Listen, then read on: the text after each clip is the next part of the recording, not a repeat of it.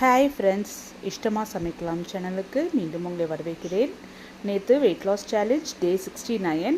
இன்றைக்கி ஒரு புது ரெசிபி பார்க்கலாம். நான் காலையில் எந்திரிச்ச உடனே ஒரு டம்ளர் பாசிப்பருப்பை நல்லா ஒரு 2-3 தடவை வாஷ் பண்ணிவிட்டு ஊற வச்சுருக்கேன். ஒரு 2 மணி நேரம் ஊறட்டும். அதுக்குள்ளே நம்ம சமையல் வேலை எல்லாத்தையுமே கம்ப்ளீட் பண்ணிடலாம். இந்த பாசிப்பருப்பில் அரிசியே இல்லாமல் நல்லா சூப்பராக இட்லி, தோசை, குழிப்பணியாரம் எல்லாமே போட்டுடலாம். இன்றைக்கி இன்னொரு சேஞ்சுமே என்ன பண்ணியிருக்கேன் அப்படின்னா, வெள்ளை பூசணிக்காயில் எலுமிச்சை பழம் போடுவோம் இல்லையா, அதுக்கு பதிலாக நான் இன்னொரு வித்தியாசமான ஒரு இன்க்ரீடியன்ட் நான் போட்டிருக்கேன். அது என்னதுன்னு போடும்போது பார்க்கலாம். இப்போ வெள்ளை பூசணிக்காவை இது போல் கிளிங் ரேப் பண்ணி வச்சுட்டோம் அப்படின்னா கெட்டு போகாமல் இருக்கும். நிறைய பேர் கேட்குறீங்க இந்த கிளிங் ரேப் எங்கே கிடைக்கும்னு. நான் ப்ராடக்ட் லிங்க்கில் உங்களுக்கு ஆட் பண்ணுறேன். நீங்கள் உங்களுக்கு வேணும்னா பர்ச்சேஸ் பண்ணிக்கலாம். என்னோடய வெயிட் லாஸ் ஜேர்னியை ஆரம்பத்தில் இருந்தே ஃபாலோ பண்ணுறவங்களுக்கு நல்லாவே தெரிஞ்சிருக்கும். ஆரம்பத்தில் நான் ஒரு 2 வாரம் மட்டும்தான் பூசணிக்காய் ஜூஸ் எடுத்துருந்தேன். அதுக்கப்புறம் காலையில் நான் வெறும் கருஞ்சீரகம் டீ மட்டும்தான் எடுத்துகிட்டு இருந்தேன். எனக்கு இதில் நல்ல ஒரு ஹியூஜ் டிஃப்ரென்ஸ் என்ன தெரிஞ்சதுன்னா, பூசணிக்காய் ஜூஸ் குடிக்கும்போது என்னோடய வெயிட் லாஸ் கொஞ்சம் ஈஸியாகவே இருந்தது. ஆனால் கருஞ்சீரகம் டீ குடிக்கும்போது ரொம்பவே ஸ்லோ டவுன் ஆயிடுச்சு. நான் ரொம்பவே ஸ்ட்ரெயின் எடுத்துகிட்டு என்னோடய வெயிட் லாஸ் கம்மி பண்ணுறது போல் இருந்தது. ஆனால் பூசணிக்காய் ஜூஸ் குடிக்கும்போது நம்மளோட டயட் ஃபாலோ பண்ணிவிட்டு இந்த பூசணிக்காய் ஜூஸை குடிக்கிறோம் அப்படின்னாவே போதுமானதாக இருக்குது. நல்லாவே வெயிட் லாஸ் ஆகுது. அது மட்டும் இல்லாமல் நம்ம குண்டாக இருக்கும்போது நம்மளோட மசில்ஸுமே ரொம்ப ஹெஃப்டியாக நம்ம பார்க்குறதுக்கு ரொம்ப ஹியூஜாக தெரியும். இப்போ இதெல்லாமே குடிக்க குடிக்க என்ன ஆகுதுன்னா, நம்மளுக்குள்ளே இருக்கிற அந்த ஃபேட் எல்லாமே நல்லா கரைஞ்சிட்டு போகிறது போல் இருக்குது. ஹெஃப்டினஸ் கொஞ்சம் கொஞ்சமாக கம்மியாயிட்டே போகுது.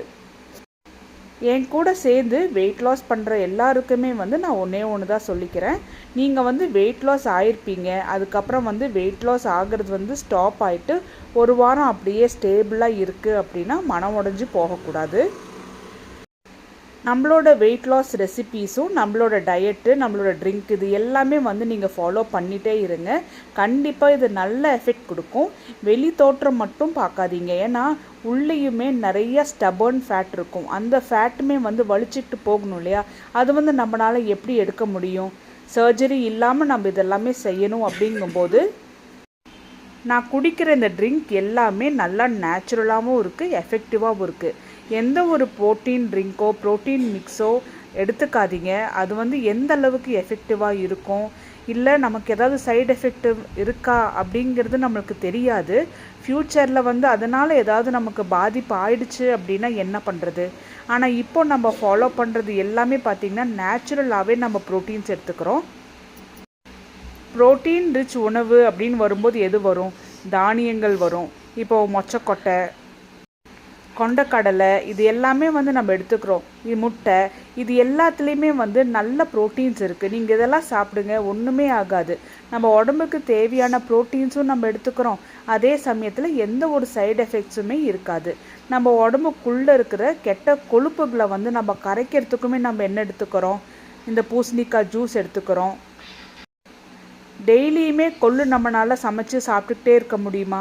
அது ஒரு மாதிரி ஆகிடும். ஆனால் கொள்ளு கஞ்சியாட்டம் எடுத்துக்கிறோம். ஸோ டெய்லியுமே நம்ம கொள்ளுமே நம்மளோட உணவில் இன்டேக் பண்ணிகிட்டே இருக்கோம். ஸோ இது எல்லாமே நல்ல ஒரு எஃபெக்டிவான வெயிட் லாஸ் ட்ரிங்காக நம்ம எடுத்துகிட்டு வந்துட்டுருக்கோம். சிஸ்டர் என்கிட்ட கேட்டிருந்தாங்க, நான் முட்டைகோஸ் பொரியல் எப்படி செய்வேன் அப்படின்னு சொல்லிட்டு. எண்ணெயில் கடுகு, ஜீரகம், கடலைப்பருப்பு, உளுத்தம்பருப்பு, கொஞ்சம் கருவேப்பிலை, இது எல்லாமே நல்லா பொரிஞ்ச உடனே கொஞ்சமாக வெங்காயம் போட்டு, அதுவுமே நல்ல ஒரு பேபி பிங்க் கலராட்டம் வந்த உடனே கட் பண்ணி வச்சுருந்த முட்டைகோஸும் உருளைக்கிழங்கும் போட்டு ஒரு மிதமான சூட்லேயே மூடி வச்சு நல்லா வேக வச்சு எடுத்துக்கணும். காய் வேகும் போதே கல்லுப்பு போட்டுட்டோம் அப்படின்னா காய் சமைக்கவே கல்லுப்பும் நல்லா கரைஞ்சி வந்துடும். நம்ம வாயில் கடிப்படாமல் இருக்கும். தைராய்டு இருக்கிறவங்க கண்டிப்பாக கல்லுப்பு நம்மளோட உணவில் ஸ்டார்ட் பண்ணிக்கோங்க. அதை அப்படியே ஃபாலோ பண்ணிவிட்டு கைப்பழக்கமாகவே கொண்டு வர மாதிரி செஞ்சுக்கோங்க. காலையில் பிரேக்ஃபாஸ்ட்டுக்கு நல்லா புதுசாக ஒரு டிஃபன் தான் நம்ம இப்போ ரெடி பண்ண போகிறோம். பாசிப்பருப்பு ஊற வச்சுருந்தோம் இல்லையா, அது நல்லாவே ஊறி வந்திருக்கு. இதை மிக்ஸி ஜாரில் போட்டுட்டு நல்லா சாஃப்டாக அரைச்சி எடுத்துக்க போகிறோம். பாசிப்பருப்பு நல்ல ஒரு க்ரீமி கன்சிஸ்டன்சியில் நல்லா பொறுபொருன்னு வரும். இதை அப்படியே கூட தோசை ஊற்றலாம், அப்படியே கூட இட்லி அந்த மாதிரி செய்யலாம். ஆனால் இதில் வந்து நல்ல ஸ்பெஷலாக இன்னொரு இன்க்ரீடியன்ட் என்ன போடுறோம் அப்படின்னா ராகி மாவு. ஒரு 3/4 டம்ளர் ராகி மாவு போட்டு இதையுமே நல்லா கலந்துட்டுக்க போகிறோம். தேவையான அளவுக்கு உப்பு, தண்ணி கொஞ்சம் கொஞ்சமாக சேர்த்தி நல்ல ஒரு கெட்டியான தோசை இட்லி இது ரெண்டுத்துக்குமே நடுநிலையான ஒரு பகுதியில் கலந்து எடுத்துகிட்டு இன்றைக்கி தோசை தான் போட போகிறோம். இந்த மாவு இன்ஸ்டண்ட்டாக நம்ம வந்து தோசை போடலாம். இதுக்கு சோடா உப்பு ஈனோ எதுவுமே நம்ம போட வேண்டாம்.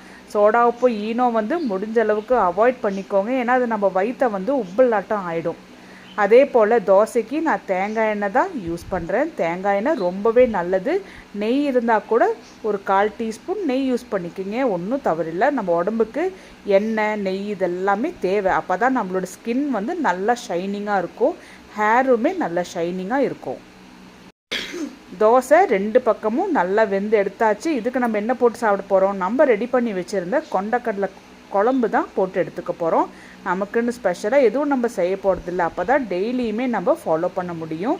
பூசணிக்காய் ஜூஸ் நான் கொஞ்சம் ஜாஸ்தியாகவே செஞ்சனால காலையிலைக்கு டிஃபனோடு சேர்த்தி நான் பூசணிக்காய் ஜூஸ் குடிச்சிட்டு மீதி உள்ள பூசணிக்காய் ஜூஸுமே நான் 10:30 மணி 11 மணிக்கு அந்த மாதிரி எடுத்து நான் தீர்த்துட்டேன்.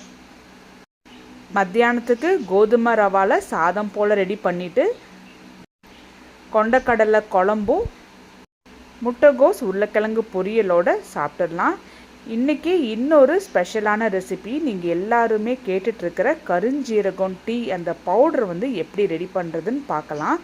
கருவேப்பிலை நான் வாங்கிட்டு வந்து நல்லா ஃபேனுக்கு கீழே நல்லா ட்ரை பண்ணி வச்சுட்டேன், வாஷ் பண்ணிவிட்டு. 100 கிராம் கருஞ்சீரகத்தை மிதமான சூட்லேயே ஃபேனில் நல்லா வறுத்து எடுத்துக்கணும். கருஞ்சீரகத்துக்கு நம்ம உடம்புக்குள்ளே இருக்கிற கொழுப்பை வந்து நல்லா கரைச்சி எடுக்கக்கூடிய தன்மை இருக்குது. கருஞ்சீரகம் ஆறுனதுக்கு அப்புறம் நல்லா கை நரைச்ச காஞ்சு போன கருவேப்பிலையை போட்டு கொஞ்சம் கூட தண்ணி சேர்த்தாமல் நல்லா பவுடர் போல் அரைச்சி எடுத்துகிட்டு வந்துடலாம். கருவேப்பிலை நமக்கு ஹீமோக்ளோபின் லெவலை அதிகப்படுத்தி கொடுக்கும். அது மட்டும் இல்லாமல் இதுவுமே நம்ம உடம்புல இருக்கிற கொழுப்பை கரைச்சி எடுக்கும். இந்த ரெடி பண்ணி வச்சுருக்கிற பொடியை டப்பாவில் போட்டு ஸ்டோர் பண்ணி வச்சுட்டு டெய்லி சாயந்தரம் நம்ம டீ போட்டு குடிக்கலாம். ரொம்ப ஹெல்தி. இது கூட சேர்த்து நான் என்ன போடுவேன், இஞ்சி கொஞ்சமாக போட்டு நல்லா சூப்பராக டீ போட்டு குடிச்சிடலாம். அப்போது டெய்லி நம்ம கருவேப்பிலை எடுக்கும்போது நம்மளுக்கு முடியுமே நல்லா வளரும். மெயின் என்ன பார்த்தோம்னா, வெயிட் லாஸ் பண்ணும்போது சில டைம் நம்மளோட நியூட்ரிஷன் வந்து கம்மியாகும். அப்படி கம்மியாகும் போது நம்மளோட ஸ்கின்னெல்லாம் பார்த்தா ட்ரை ஆகிடும், நமக்கு முடியெல்லாம் கொட்ட ஆரம்பிக்கும். அதுபோல் எந்த சைடு எஃபெக்ட்ஸும் இல்லாமல் நல்லா ஆரோக்கியமாக ஹெல்த்தியாக இருக்கிறதுக்கு இது சூப்பராக இருக்கும்.